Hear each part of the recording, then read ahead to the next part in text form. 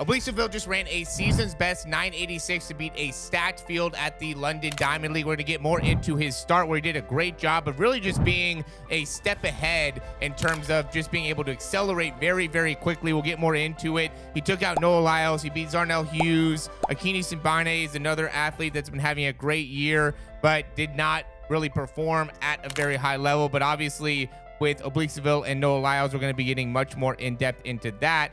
And we don't see on the site very much of the numbers when it comes to his start. So we're going to be comparing that to Jeremiah Azu out here, just because he also had a really good start. And we could see that he is at about the same level, it seems like, at about the same times. And so you can see both of them were getting their feet down at about the same time here. And so we'll get more in depth into that. But when it comes to Oblique Seville and Noah Lyles, what stands out is how fast Oblique Seville is just getting his feet down. Both of them land about the same time with that first step, but you can see already by the fourth step, he's getting that down before Zarnell Hughes, before Noah Lyles. And then it gets to the point where now he's already a step ahead when he gets to about this position or a little bit further here.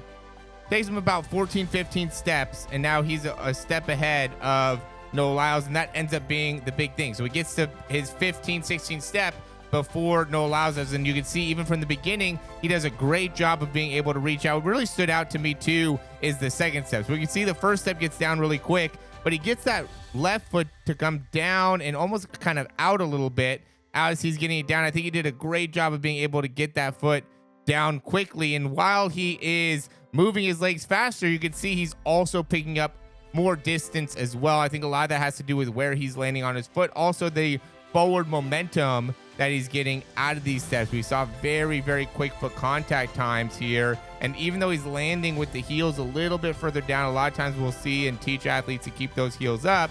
With Oblique Seville, we can see he's landing with the foot a little bit closer to the ground than what we're typically seeing, but he's over kind of compensating for that by having that forward lean. And it also helps to be 5'7". A lot of times, again, with the athletes I'm working with, I'm not only working with track guys, I'm also working with soccer, football, people like that, baseball. And so they're 6'1", 6'2", 6'3". And so with that type of athlete, a lot of times if you have, or if you're landing further back just because of the size and how much momentum it takes, then that ends up having a lot bigger impact. Where the guys that are a little bit taller, a lot of times you want to be landing much more towards the front part of the foot to be quicker when it comes to how much time you're spending on the ground, especially first three steps. You want to be able to be very quick. We can see that with like Noah Lyles, Zarnell Hughes. They're doing a good job of keeping their weight forward because they're taller athletes, and that really helps in their transition. But then you can see here with Zarnell Hughes, again, he's landing much further back in his foot by the time he gets to his like eighth step here.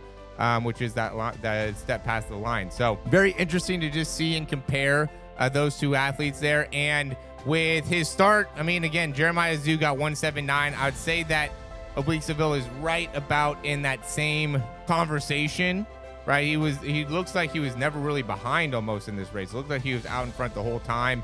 One of the things that I took note of is that he ran or took 48 steps when running the 100 here altogether.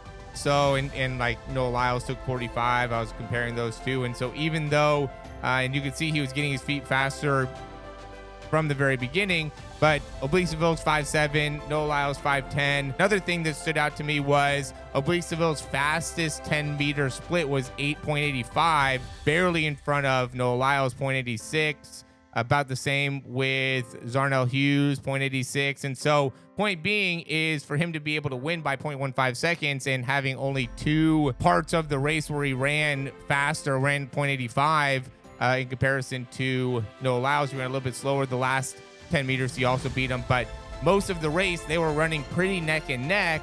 But Oblique Seville won by, again, 0.14 seconds. And so that means that just that, and we could see it, obviously, that start ended up being such a big part of how the race ended up developing. And if Oblique Seville, and I'm sure there's parts of his start that he's saying I can still get better and still improve, if he can continue to have that type of start, he's going to put himself in a great position to be able to be a contender for the World Championships. Because we just see Noah Lyles, we see Letsile Tebogo, we see these guys, they just don't have the time to be able to make up all the space that he was able to get and separate from at the very beginning. I wish we had this view of the start. That would be so helpful here. But we can see here with Oblique Seville, we really like to see some of the things with like the foot strike. All these athletes, they do such a great job of getting that foot to come right up and through, toe up, and then strike down towards the ground. And really the legs are staying so symmetrical here, right? It's like the only thing that's moving is the camera, but their legs are just going straight up and through,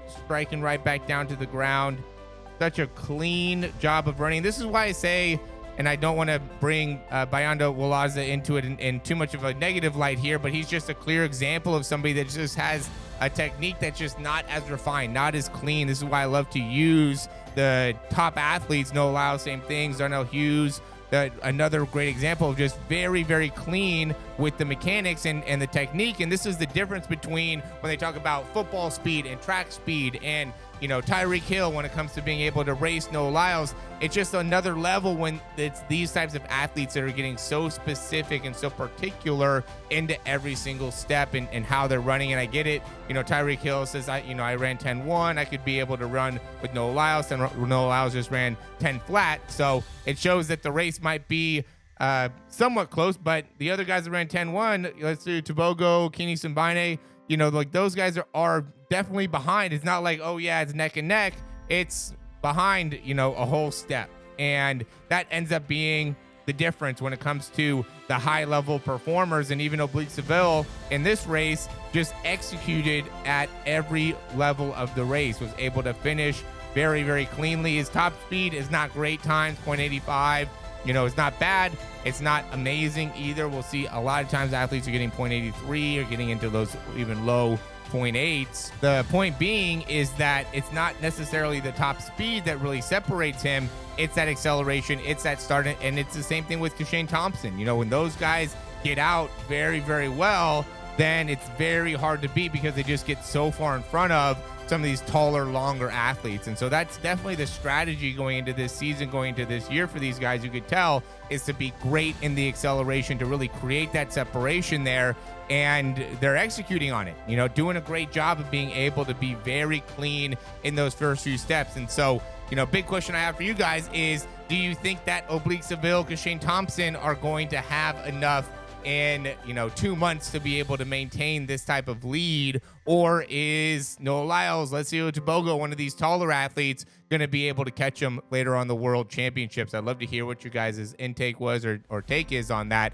And also what you guys think of Noah Lyles in running 10 seconds. You know, coming out season best, 10 second is obviously not great. Losing to Oblique Seville, kind of similar track as we saw last year. I think everybody remembers when Oblique Seville beat Noah Lyles earlier on in the season, kind of celebrated similar to what he did here, and it really lit a fire under Noah Lyles and made it so he came back even stronger, ended up winning the gold medal. And so do you guys think that similar type of trajectory is going to happen, or will Oblique Seville be able to win it for Jamaica, bring home a gold medal for the World Championships? I'd love to know what you guys think. And as always, if you want to check out more about what we do for helping athletes or making it so you can run faster, check out the description down below. Would love to be able to help you guys out. As always, thanks for watching, and we'll talk to you soon.